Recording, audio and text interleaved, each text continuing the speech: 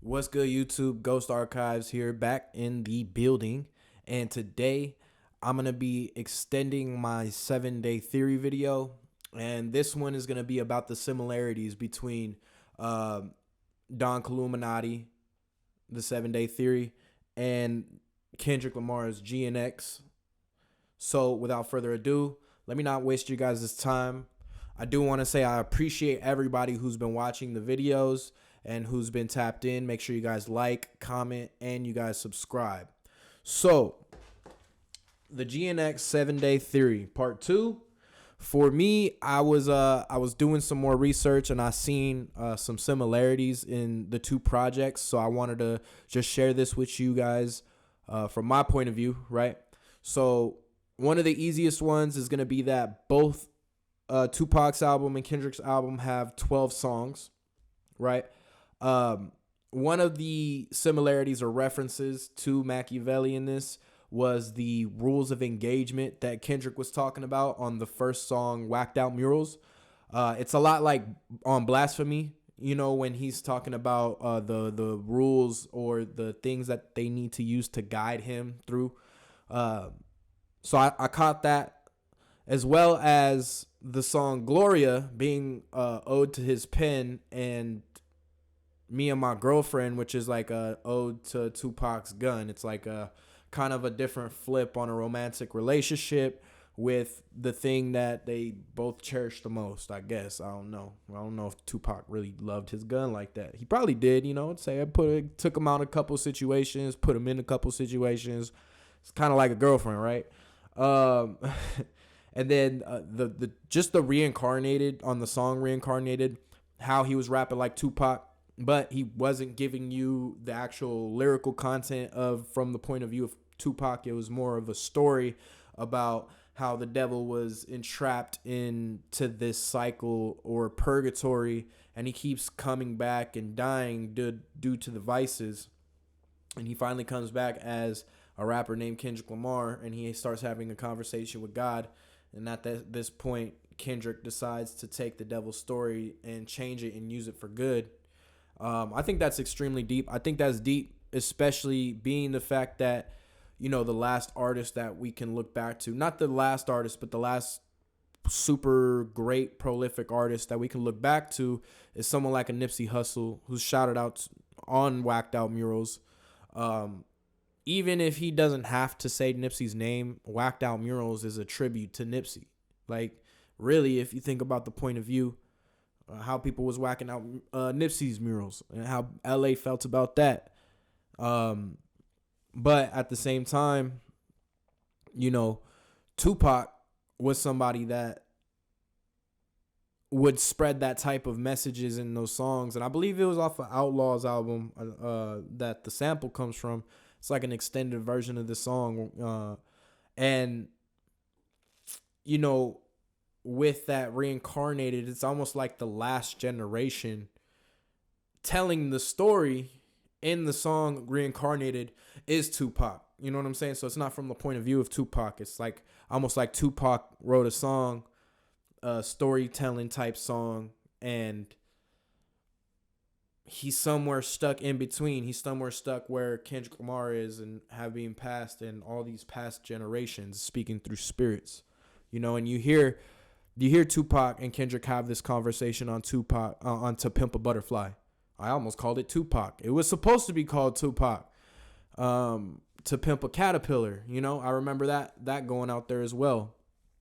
So yeah, there's a lot of different layers when it comes to that Reincarnated song. And we'll get into one more towards the end. But Against All Odds was mentioned multiple times in the first song as well. Against All Odds, I had to Against All Odds. Against All Odds is like one of my favorite fucking Tupac songs of all time. It's one of the best Tupac diss songs of all time. I think that's this third reply, his fourth reply, you know. Getting into that third and fourth reply, Bomb First being the first song on the 7-day theory, Makaveli, Don Illuminati, right? Kendrick wears the actual Bomb First hat in the Not Like Us video, but for the broccoli, or for the Squabble Up snippet, right? So he's referencing that bomb first, my second reply, right? Because that second reply came back after Hit 'Em Up. All right, so now we're here. We are at Dodger. Oh yeah, sorry. And then Dodger Blue reminds me of like a ode to LA, to live and die in LA. You know, might be the first to come or might be the first to go. You know what I'm saying? That's what they said on the hook. Let me get personal. Let me be the first to know. You might be the first to go. That song grew on me a lot. I love that song, honestly. That's one of my favorite moments on the album. It's not my favorite song on the album, but I love it. Like, I be just cruising with the windows down. It's wintertime.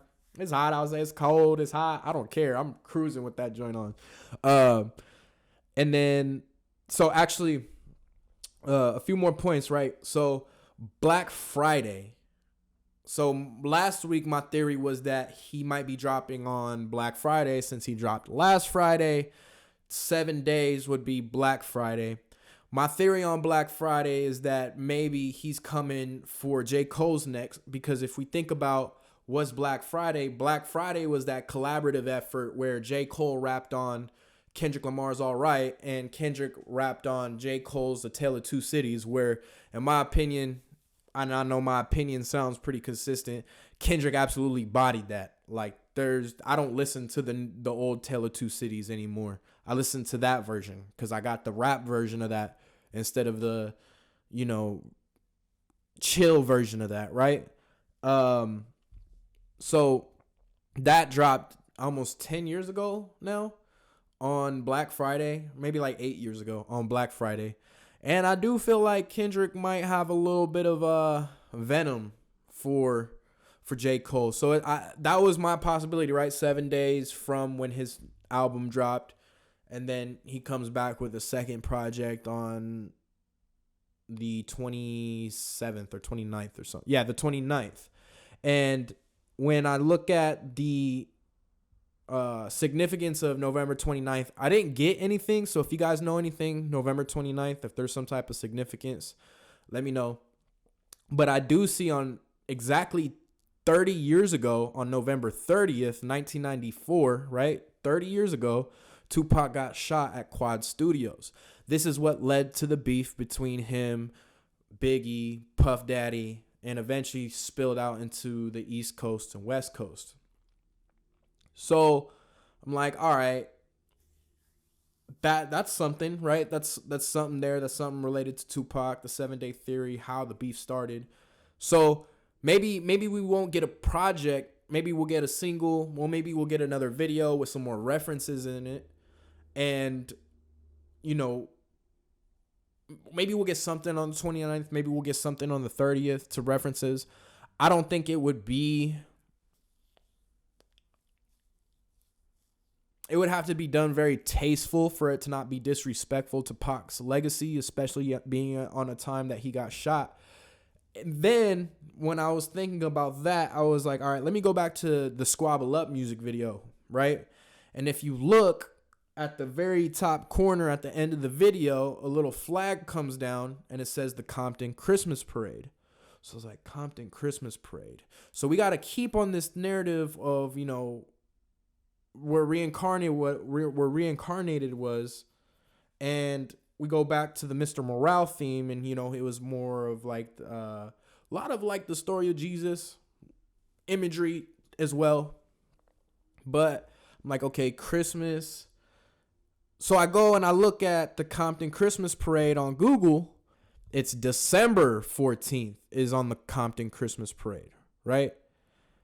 So I'm like, November 14th, when would the Christmas parade? That's on a Saturday. So then I'm like, wait, so then what's what's December 13th? I'm like, why does December 13th sound so familiar? Like I seen a few people throw out that number. They're like, hey, December 13th. From some information I got, they're like, hey, look out for December 13th. Compton Christmas Parade, Friday the 13th. We're talking about the boogeyman here. Then I hear Squabble Up and I hear, ha, ha, ha, ha, ha, ha. I hear the Jason Voorhees laugh. So I'm like, okay. And then he says reincarnated. So is that when he gets reincarnated is on a Friday the 13th, like Jason, like Tupac? I don't know. I think that there is something here. Now, before I get off of this video, I do want to tap in with some of these comments that were left on this last video, because y'all left really good insight.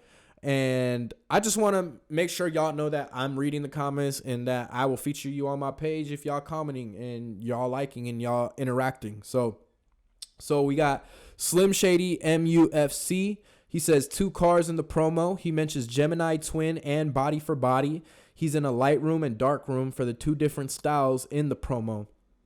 The Heart Part 6 is in the mixtape. The Heart part always comes before the album.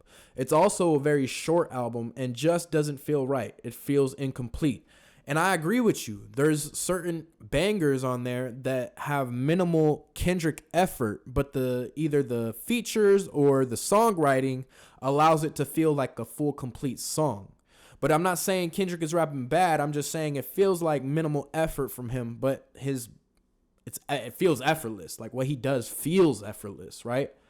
Then we got Elliot's Wemo 1286. I, along with the whole internet, was damn certain that he dropped Nation after Damn.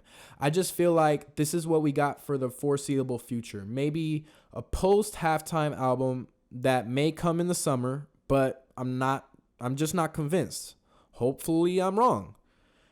I feel you, Elliot. I feel you. Well, we did get a lot when it came to that Damn and Nation and the timing as far as Easter and Easter Sunday and Good Friday and when it dropped and when the heart dropped. Like, I feel you.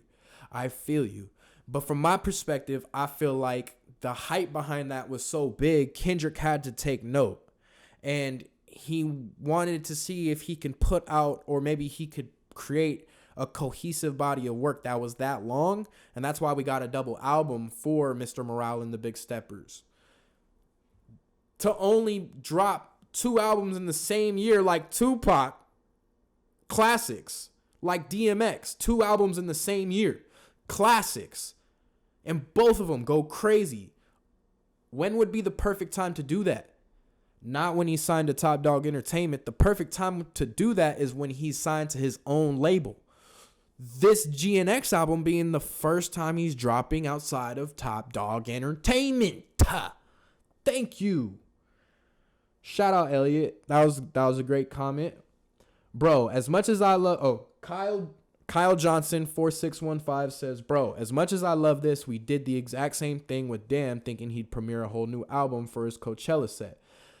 They were all the same theories about TOC and the other things, but we can't make the same mistake twice, I beg. I get too excited. Look, that's what it's all about, Kyle. It's not about being right. Life is not about being right. Life is about taking a chance, and if it works, it works. Because who cares if you're right or you're wrong? I don't. If you were like, oh, you know what? It's wrong. And it was wrong. I kind of still wouldn't care. If I was right and I was right, I'm going to be excited. But if I was right and I was wrong, I love you guys. If you've watched this much, watch this far, make sure you like, comment, and subscribe. And you hit the notification bell so that way you know every single time I drop a new video. I'm out.